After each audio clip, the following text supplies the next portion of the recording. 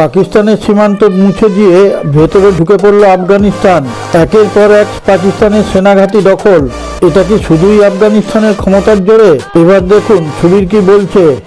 আমাদের পার্শ্ববর্তী দেশে কি ঘটে চলেছে সেটা এখন কারোর নজরেই নেই। প্রত্যেকেই এখন ব্যস্ত ইরান ও ইসরায়েলের যুদ্ধকে কেন্দ্র করে।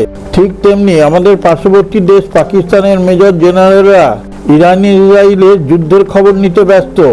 ঠিক তখনই ক্রিং ক্রিং করে নিজেদের ফোনের ঘন্টি বেজে ওঠে। ততক্ষণে আফগানিস্তানের সৈন্যরা পাকিস্তানের সীমান্ত গায়েব করে দিয়েছে। তারা ঢুকে পড়েছে পাকিস্তানের ভেতরে এবং পাকিস্তানের 8টা সেনাঘাঁটি দখল করে নিয়েছে। এই ঘটনাটা ঘটেছে বৃহস্পতি ও শুক্রবার। বৃহস্পতি ও শুক্রবার রাতে যখন সমস্ত কিছু নিস্তব্ধ ছিল, কান্দাহার ও কাবুলের সীমান্ত দিয়ে তালিবানি সেনারা ঢুকে পড়ে পাকিস্তানের ভেতরে। তাদের কাছে ছিল অত্যাধুনিক অস্ত্র। এই সমস্ত অস্ত্র নিয়ে পাকিস্তানি সেনাঘাঁটিতে আক্রমণ করে বসে। এর সম্পূর্ণ বিবরণে যাওয়ার আগে আপনার কাছে একটি ছোট্ট অনুরোধ। আপনি যদি আমাদের চ্যানেলটিকে এখনও সাবস্ক্রাইব করে না থাকেন, এখনই সাবস্ক্রাইব করে পাশে থাকা নোটিফিকেশন বেলটি ছুঁয়ে অলে টাচ করে দিন। আর হ্যাঁ, একটা লাইক দিয়ে শেয়ার করতে ভুলবেন না, যাতে আপনাদের পরিজনেরা এইরকম ভিডিও থেকে বঞ্চিত না হয়। আসুন ভিডিওতে ফিরে আসি। পাকিস্তানি সেনারা কিছু বুঝে ওঠার আগেই তাদের উপরে হামলা করে বসে। পাকিস্তানের অনেক সেনাদের মেরে ফেলে। তালিবানি সেনারা এমন সময় হামলা করে পাকিস্তানের অর্থনৈতিক অবস্থা ভঙ্গুর দশায় চলে গেছে। পাকিস্তানের সেনাবাহিনীও ভয়ে গুটিয়ে গেছে। পাকিস্তানি সেনাদের এখন কি অবস্থা তা দুনিয়ার সামনে এসে গেছে। তালিবানের সুরক্ষা মন্ত্রণালয়ের অধিকর্তা সেদিকুল্লাহ হিসরত পরিষ্কার ভাষায় জানিয়ে দিয়েছে, এটা তো সবে শুরু, আসল কাহিনী এরপর শুরু হবে। পাকিস্তান ভেবেছিল তাদের অত্যাধুনিক ড্রোনের মাধ্যমে তালিবানি সৈন্যদের পেছনে হাঁটতে বাধ্য করবে, কিন্তু হলো তার ঠিক উল্টো। পাকিস্তানের 4টে অত্যাধুনিক ড্রোন তালিবানি সেনারা ধ্বংস করে দিয়েছে। জাবুয়ের সামলজাই জেলায় পাকিস্তানের একটা উন্নত মানের ড্রোন তার টার্গেটের দিকে যাচ্ছিল।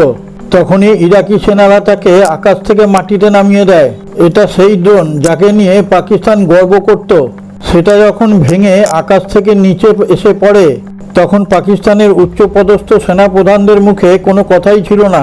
শুধু এটাই নয়, তালিবানি সেনারা আকাশে যে কর্মকাণ্ড দেখিয়েছে সেটা দেখে সবাই চমকে উঠেছে। পাকিস্তান সীমানার ভেতরে ঢুকে আকাশ থেকে ফাইটার জেটের মাধ্যমে যেভাবে তালিবানিরা অ্যাটাক করেছে সেটা দেখে অনেকেই অবাক হয়ে গেছে। অনেকেই ভাবছে যে দেশটা এতদিন পরনির্ভরশীল ছিল তারা এত উন্নত মানের অস্ত্র কোথায় পেল এবং তার প্রশিক্ষণই বা কোথার থেকে পেল, সেটাই এখনো পর্যন্ত কেউ বুঝতে পারছে না। সেটা তো না বোঝারই কথা। আন্ডারগ্রাউন্ড দিয়ে যদি কারেন্ট প্রবাহ চলে তাহলে কি কেউ বুঝতে পারে? তালিবানের মতো সংগঠন যাদের কাছে কোনো ডিফেন্স ইন্ডাস্ট্রি নেই, তাদের কাছে এত উন্নত মানের অস্ত্রশস্ত্র কোথার থেকে এলো? আর এরা পাকিস্তানের মতন একটি দেশের সঙ্গে লড়াই করার ইন্ধনই বা কোথার থেকে পাচ্ছে? এখানেই তো আসল কথা লুকিয়ে আছে অন্তরালে। ভারতের সঙ্গে বেশ কয়েক বছর ধরে আফগানিস্তানের অন্তরঙ্গতা বেড়েছে। তাদের বিদেশমন্ত্রী ভারত থেকে ঘুরেও গেছে। তবে ভারত পরিষ্কার করে বলে দিয়েছে যে তোমাদের আত্মরক্ষার জন্য যদি কোনো কিছু দরকার হয় সেটা তোমরা করতেই পারো। সেখানে আমাদের কিছু বলারও নেই, করারও নেই। আর এখান থেকেই তো শুরু ইসরায়েলের। তারাও ভারতের মতো ইরান ও পাকিস্তান যারা কট্টরবাদী ও ইসলামিক জঙ্গিদের সাহায্য করে তাদের সমূলে উপড়ে ফেলতে। সেই কারণে অনেকেরই ধারণা ইসরায়েল থেকেই একদম সঠিক তথ্যগুলো দেওয়া হয়েছে। তা না হলে তালিবানের সৈন্যরা এত অ্যাকুরেট টার্গেট কিভাবে সেট করছে? তবে এখানেও একটা বোঝার ব্যাপার আছে, ইরান কিন্তু পাকিস্তানকে একদমই সহ্য করতে পারে না। সেই কারণে পাকিস্তান সমস্ত দিক থেকে ঘেরাও হয়ে রয়েছে।